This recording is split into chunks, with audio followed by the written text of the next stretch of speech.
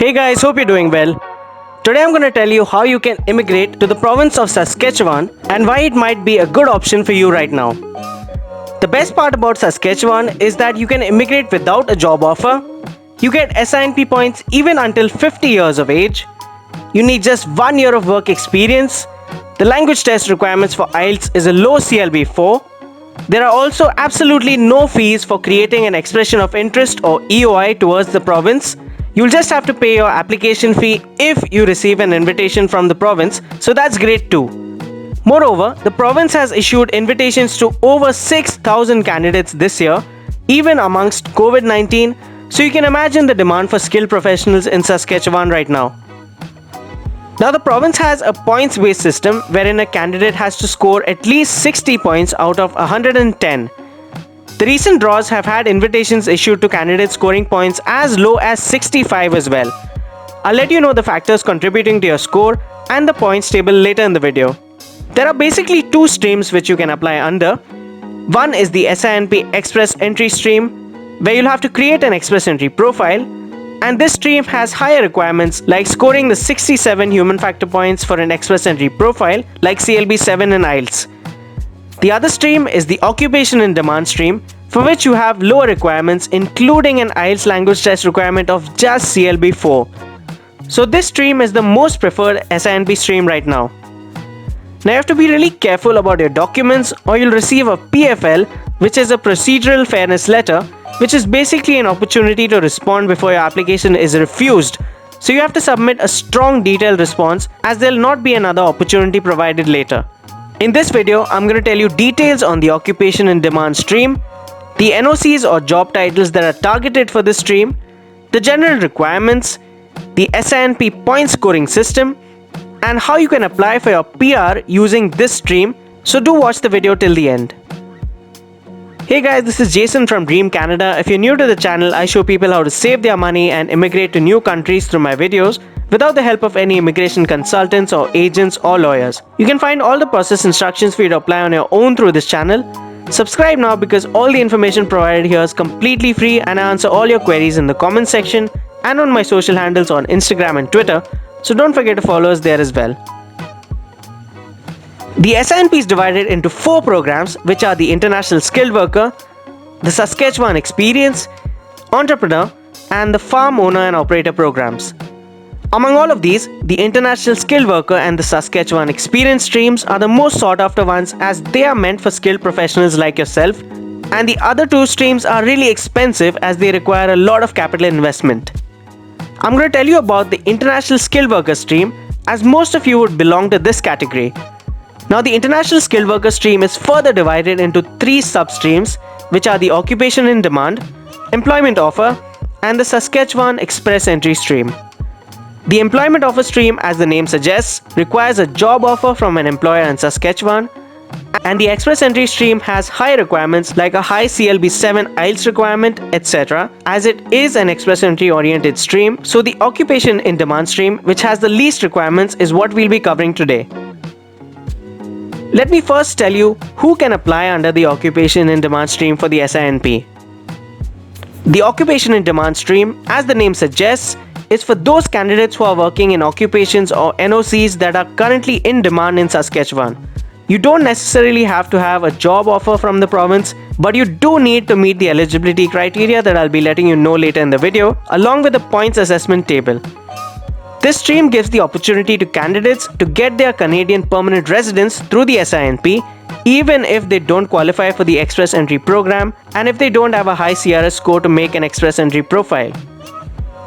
Now you must be wondering about the targeted NOCs or occupations for the SINP.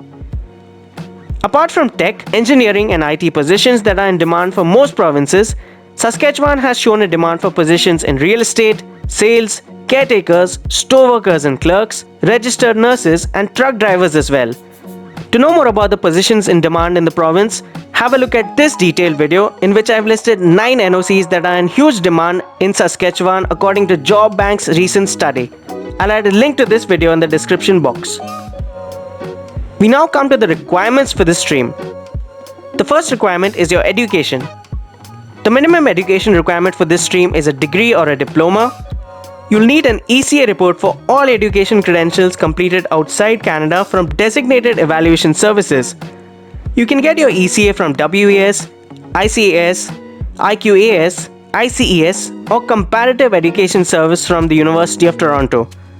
I made a detailed video on how you can get an ECA online from WES, which is the most popular and fastest way to get your ECA. I'll add a link to this in the description box. The next requirement is language proficiency. You'll need a language test score of at least CLB 4 in your IELTS or CELPIP test for English, or your TEF or TCF test for French. CLB 4 is really easy to get compared to the high CLB 7 requirement for the Express Entry program, so this is one of the biggest reasons that people opt for this SINP stream. Needless to say, you'll score higher SINP points if you get a higher language test score, but CLB 4 is the bare minimum. To know how to score well in your IELTS or other language tests, I made a detailed video with a few tips and tricks to help you out with each module for your test, so do check that out from the description box. Now the next requirement, which is work experience, is a really important one as this SINP stream is heavily employer based. You'll need to have a minimum of 1 year of skilled work experience, which means it should be from NOC 0, A or B. You can find the NOC skill level of your job position with a tool that I've added in the description box. Also, what you have to remember is that this experience must be aligned with your studies, so it has to be related to your field of education. This experience can be recent or even from any time in the past 10 years. You'll need reference letters from your supervisor or human resources officer to prove your work experience, which must be printed on company letterheads. I've made a detailed video with the exact format for your reference letter. Do have a look at it from the description box. Now there's a list of excluded occupations listed on the SINP website. You won't be eligible for this program if your job falls under these excluded occupations. If you fall under these excluded occupations, you need not worry, you can always apply through another SINP stream. Next, we come to professional status or license requirements, which are also known as certifications. For some occupations that are regulated in Canada, you might have to provide proof of professional status, which is another term for certifications, particularly for regulated jobs in Canada. You might also be asked to provide additional documents over and above this as well, depending on your profession, until which your application will be held for processing. Be sure to include all the required and requested documents in your application, as missing documents will result in your incomplete application being returned and your application fee will go to waste. Next, the most important part, the SINP points assessment grid. In order to qualify for this stream, you need a minimum score of 60 points out of 110. The higher your points are, the better your chances for getting an invitation from the province. You can find this points assessment grid on the SINP website. It's basically divided into two main factors. The first factor is the labor market success factor, which determines how easy you would find it to get into the labor market of the province. It includes your education and trade certifications, your work experience, your language ability, and your age. The maximum points you can score from the first factor is 80. Factor 2 determines your connections and adaptability to Saskatchewan. This includes job offers from the province, a close family relation in the province which includes a parent, sibling, grandparent, aunt, uncle, niece, nephew, first cousin, and step family members or in-laws of the same relationships that are Canadian citizens or permanent residents living in Saskatchewan, and also any past work or study in the province. The maximum points you can score from the second factor is 30. So you'll have to make sure that you can score more than 60 points through all of these factors in order to qualify for this stream. The higher the better. Next, we come to the settlement funds or proof of funds required for the SINP stream. Just like any other immigration program without the need for a job offer, you'll need to prove that you have enough funds to support yourself and your dependent family members until you get a job. So you'll need a certain amount depending on the number of members in your family. Now you'll have to count your family members even if they are not coming with you to Canada. Here's a list of the current funds required for the SINP. As you can see, you'll need about $13,000 if you're applying alone, about $16,500 if you're applying with your spouse, and around $3,500 for each additional family member. Be sure to add at least $500 to $1,000 extra to account for foreign exchange fluctuations. You must have the funds required in your account for a minimum of 3 months before you submit your complete application, so basically 3 months before you receive your ITA. To know exactly what's accepted and what's not accepted and the exact bank letter format for your proof of funds document, to watch the detailed proof of funds video from the channel, I'll add a link to it in the description box. The last requirement is a settlement plan, which you'll need to get from IRCC's Living in Canada tool. You can use this online tool to basically get resources and services that help you plan for your residency in Saskatchewan after you land. You'll have to just answer a few questions online, like where you're applying from, where you're looking forward to immigrate to, etc. After you answer the questions on the Living in Canada tool, it'll create your settlement plan for you, which you can directly print or email to yourself from that page in order to attach to your application. Now that you have all the required documents, you can move on to the application process. Now, since this is an EOI based stream, the first step is to create an EOI or an expression of interest profile on the SINP website to basically declare your intent or interest to immigrate to the province of Saskatchewan. While creating your profile, you'll have to enter details like your passport number, age, education, work experience, etc. Your profile will be valid for 1 year from the day you submit it. Once your EOI profile has been created, you'll be entered into a EOI candidate pool, which is separate from the Express Entry pool, where you'll have to wait for SINP officials to select your profile.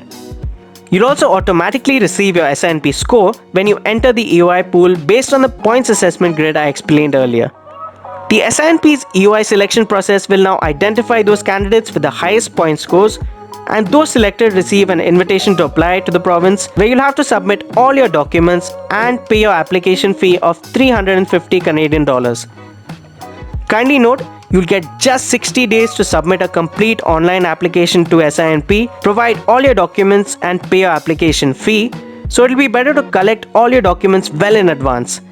All the step-by-step instructions to make a complete application will be mentioned clearly in your ITA through an application guide.